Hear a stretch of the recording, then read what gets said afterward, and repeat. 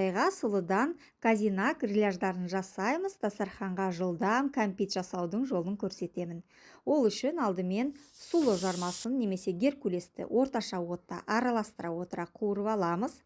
Кейін сары майды таза табаға ерітіп, шымшу тұз қосып, қантты саламыз, араластырып ерітеміз. Енді қуырылған сұлымыздан қосып, біріктіреміз де орташа отта араластыра отыра қуырамыз.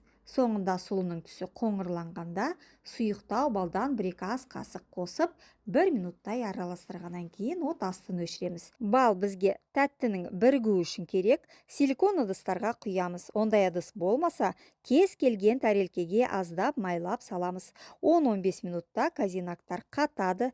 Тәттінің дәмін енді тата берсе болады. Жалпы жаңғақ мейіз қосса да керемет. Тіркеліп лайк басуды ұмытпаңыз. Шайларыңыз тәтті болсын.